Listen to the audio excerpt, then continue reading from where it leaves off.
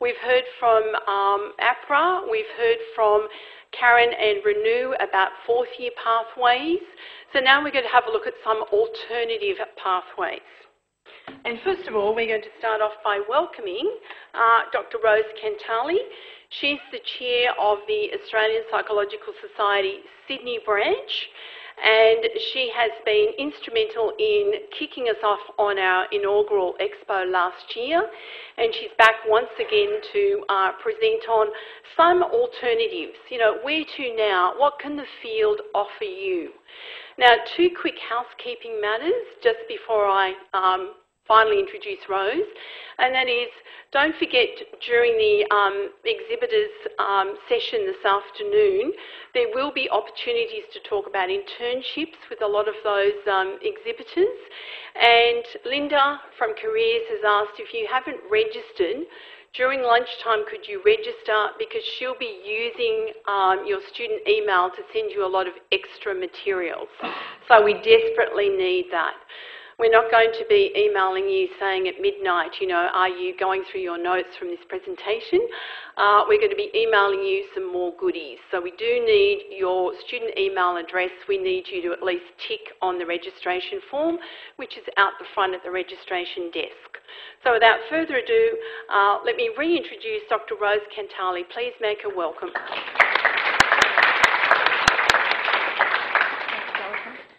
Okay. Hi. I'm just going to get you out of here. Okay. I'm going to get the... Yep. You can say hi if you like, yeah.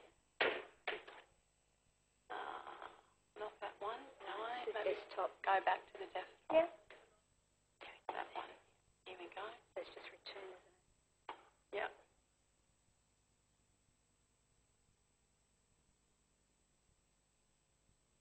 Not liking it. Oh, there we go. Screen. There we go. So I just press the bottom. Right. Okay. You right? You right? Yeah. Yep. Another round of applause. No. Okay. Well, I'd like to congratulate you all for being here today, because, I mean, psychology is a really, really difficult degree, and, you know, forever you hear people say, oh, I'll do a psychology degree and I'm going to get through it and it's all very easy. You hear a lot of other disciplines say that, you know, I get that every day with a house full of engineers in my family, and but in actual fact, you know, psychology is a difficult degree, and the fact that you're here at the moment says a lot about your perseverance, so I congratulate you. But, you know, psychology also, there's a lot of other different areas within the psychological practice. So being a psychologist isn't just one of them. So you finish your 3 years of undergraduate and you think, well, you know, after hearing what APRA had to say, you think, wow, that's a long time. You know, it's sort of 3-4 years down the track, and a lot of it I won't be able to be paid, and I'll be struggling financially. But in actual fact, you know, psychology is a growing field and it's used in many areas. And so, you know, you don't have to pursue a career in psychology, as a psychologist, sorry. With a psychologist degree, you could actually go straight into employment, where you actually will be provided with lots and lots of training. I've had, in my, as a clinician, I'm a clinical psychologist, and I have a fairly large practice in the inner west, and many people who work with me as provisional psychologists, a lot of them, some of them decide not to go ahead and move on and do other things, so, and they're just as happy. So maybe that's something that you may want to do or decide to do. And today I'm going to be talking to you about the different areas that you may want to go into. The first area is pretty much community service. Many people with a psychological background actually go into areas of social work, youth work, child protection, and working with institutions within the Department of Community Services.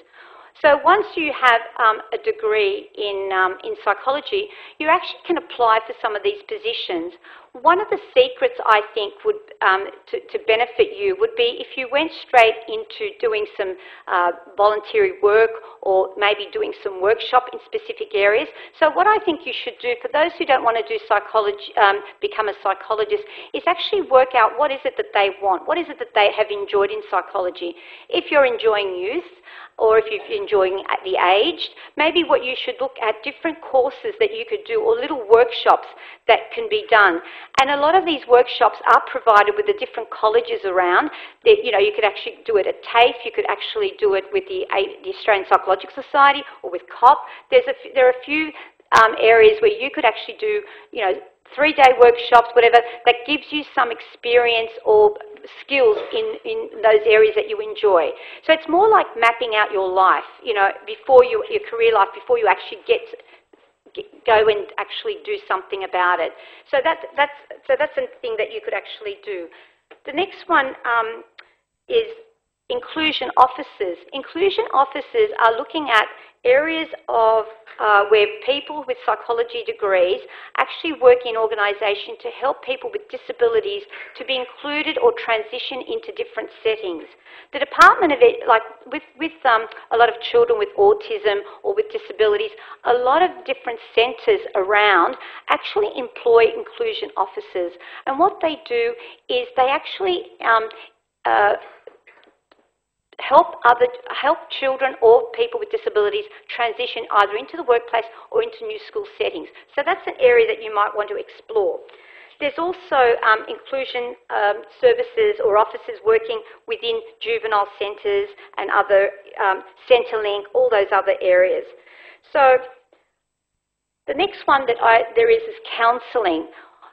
I think we have someone who'll be speaking about counselling later on, but usually counselling is another area which it can be also easily, you can easily find work in that area, again in non-government organisation like Mission Australia, all the non-government areas. They actually employ counsellors to work with people who have with drug and alcohol.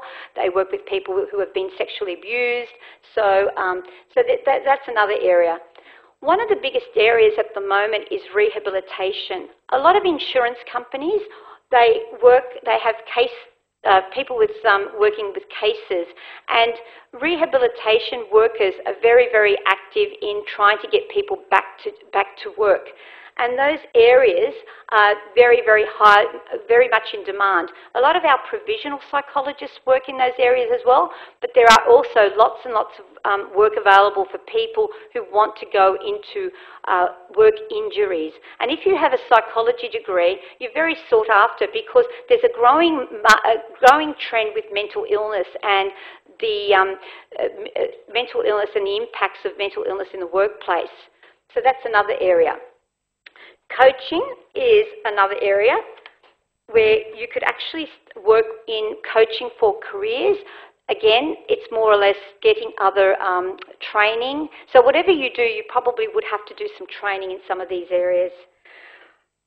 With education, a lot of schools now, especially in Victoria, they've actually teach psychology in schools, but we're having a big trend now in Australian schools as well. They're thinking of introducing psychology in schools, so that's also another area.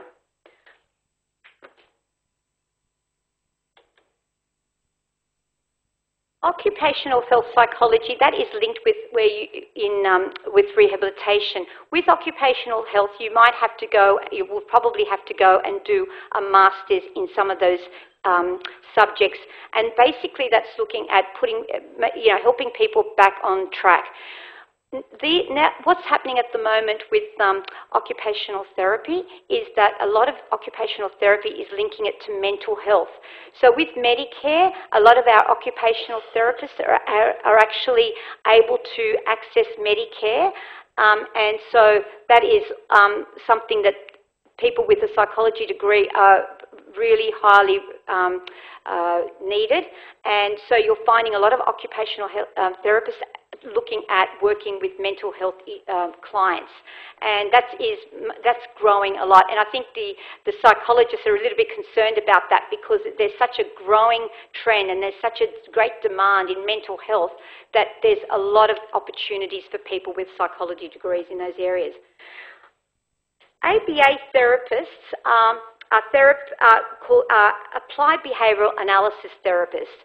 And what happens with children with autism or adults with autism, ABA therapists are people who work for private companies who or work for psychologists, and they actually work hands-on teaching people different types of behaviours or changing of behaviours. So that particular area is in great demand. We cannot get enough ABA therapists. So for people who are really like working with one-on-one and wanting to change behaviours in children and adolescents and adults, ABA therapist is good for you. So what they aim is to increase and generalise skills in language learning and diminish inappropriate or challenging behaviours that interfere with learning. So becoming an ABA therapist actually might involve approaching ABA service providers and registering your interest with Autism Behavioural Intervention Association. So after a 2-year of internship, ABA therapists can become consultants, they can become supervisors, they can set up their own practice as well. So there's a great need, and there's a lot of funding at the moment, such as FAXIA funding, which provides $12,000 a year for children with autism under the age of 7. So children, families are able to access $12,000 worth of funding, and a lot of that funding does go towards treating children looking at with behaviour. So ABA therapists are always high in demand in those areas. So if you're very entrepreneurial, you can actually set up your own practice in that area as well. So in the business sector, psychology training is highly attracted to businesses, given a focus on marketing, research and managing people and clients, all of which require an understanding of psychology and people. Even with supermarkets, they're looking at the psychology of colour, of placing goods on shelves and packing, and making sure that things are done that's attractive to the eyes of consumers. They are all big areas to go into. As I said before, psychology is I've been practicing for 25 years, and I've noticed that since I started and now there is so much out there, and we're just touching the surface. But you can be looking at, with a combined, like business course, you could do things like public relations, you could do event management, you could do human resources, industrial relations, marketing and market research. I know for a fact that in construction as well, that every construction company now has to have training of people before they start work. So even setting yourself up as a trainer of, and looking at people in specific areas of industry would be something to do. Where you could actually, like we've had so many deaths on work sites, and so looking at suicide, looking at people's mental health issues, people who, a lot of workers now who take a lot of drugs and are very dangerous on the workplace. And so there are a lot of industries out there who are wanting to do some in-house, have an in-house person who's an expert in that area, and it doesn't necessarily have to be a psychologist. Protective services, that with all those crime shows out, there's a lot of work in that area as well. You have, people with psychology qualifications are very highly regarded in the police force, looking at, adding a criminology, couple of criminology subjects post in your degree would help working as forensic behavioural profilers. So there's a lot of work in that area as well. So that's something to look at. Then we have researchers and academia. As you can see, APRA does not recognise researchers unless they practice as psychologists. So but they're very, very valuable. So looking at psychological research and scientific research, looking at, in areas of social behaviour, personality, evolution, biology and politics, people who have completed 4 years of study can also do their PhD straight after that. And that's a very, very rewarding career as well. And lastly, recruitment and human resources. Again, looking at working as a recruiting agent and human resources. I know a lot of people setting up their own businesses recruiting, and again, some of the tests that recruiters do, you do not need a psychology degree, so training yourself on testing in those areas is probably something that you could do. So generally these careers are very fulfilling, and there are many, that's just the touch of the iceberg. There are many more out there. So once you finish your degree, it might be beneficial to go out and obtain some work experiences to ensure that, the career that you have chosen is the one that you want. So I would suggest really thinking about what areas that you really, really like. Sit yourself down and have a plan and say, this is this is my tendency. I want to go into this. What skills do I need to go to get? What work experiences can I get whilst I'm waiting? And then maybe work towards that goal. Thank you and good luck.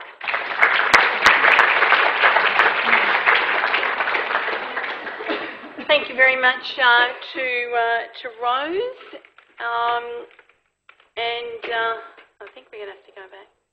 Rose will be actually presenting a workshop this afternoon, and we shall be looking further at a range of pathways and a range of alternative options.